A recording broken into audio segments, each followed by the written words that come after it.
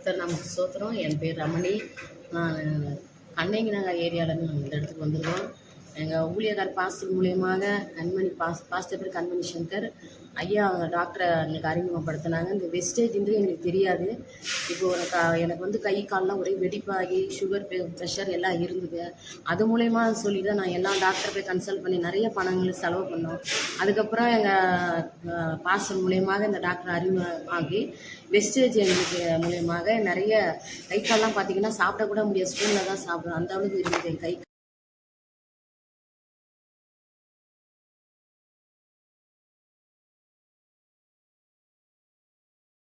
கால் வலி.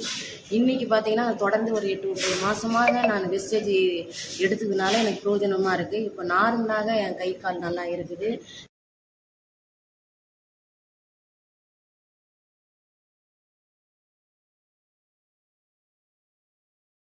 இதுக்கு அந்த வெஸ்டேஜ் இது பண்ணுறவங்க ஐயாவுக்கும் மிக நன்றி செலுத்துகிறோம். இப்போ பூர்ணமாக குணமாயிடுச்சுங்களா உங்களுக்கு? பூர்ணமாக குணமாயிடுச்சு. அதனால நாங்கள் விடல, அந்த டேப்லெட்டை மறுபடியும் நான் எடுத்துகிட்டு தான் கண்டினியூ பண்ணிட்டு இருக்கீங்க. இப்போ வெளியில் போகும்போது எவ்வளோ செலவு பண்ணீங்க? இதுக்காக எத்தனை வருஷம் ட்ரீட்மெண்ட் பார்த்தீங்க? இருக்கும் ஒரு 20,000 30,000 நான் வெளியில் போய் பார்க்காத ஸ்கின் டாக்டரே கிடையாது. எல்லாமே கவர்மெண்ட்லேயே ப்ரைவேட்டு எல்லாமே பார்த்தாச்சு. அவங்கவுங்க ஒரு டேப்லெட் கொடுத்தாங்கங்காட்டி அது அதிகமாக தான் ஆயிடுச்சு, கொஞ்சம் கூட குறையில.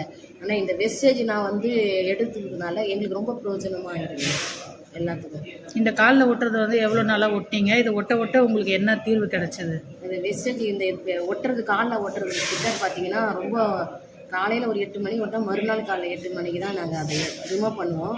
பண்ணும்போது நைட்டு ஒட்டுவீங்களா காலையில்? காலையில் ஒட்டுவோம். காலையில் ஒட்டினோம்னா எல்லாம் சாப்பிட்டு எல்லாம் ஒட்டிட்டோம்னா காலையில் ஒட்டினோம்னா அதுக்கப்புறம் மறுநாள் தான் காலைல எடுக்க சொல்லியிருக்கிறாங்க. அது ரிமூவ் பண்ணும்போது பார்த்தீங்கன்னா உடம்புற கழுவின்னு ஏன் கூட ஒரே பிளாக்காக இருக்கும், அப்படியே வளவளன்னு இருக்கும், உடம்பு ஜெல் மாதிரி இருக்குது ஒரு மாதிரி. அப்போது எனக்கு பயந்து போயிட்டு கேட்கும்போது அதெல்லாம் பயப்படாமல் உடம்புல இருக்கிறதெல்லாம் கழிவுலாம் வருதுனாங்க. அது வெயிட்டு கம்மியாக இருக்குது, உடம்பு கெட்டது எல்லாம் கொழுப்பு எல்லாமே நார்மலாக இருக்குது. கால்லாம் வீங்கி போயிருந்தது. இது ஒட்டதுனால கொப்பளம்லாம் அது ஒட்டாமல் இருந்தால் கொப்பளம் வந்துடுது. ஒட்டின பிறகு நல்லா அந்த உள்ள இருக்கிற அந்த கழிவு எல்லாம் காலில் இதெல்லாம் கொண்டு வந்து கிளியராக பழைய கால் போல் கை போல் எனக்கு இருக்குது.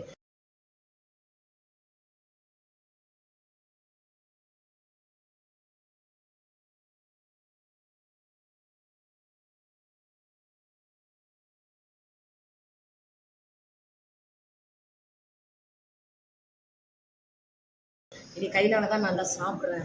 இந்த வெஸ்டேஜ் ஆரம்பித்த ஐயா அவங்களுக்கும் நன்றி செலுத்துகிறேன். நன்றிம்மா.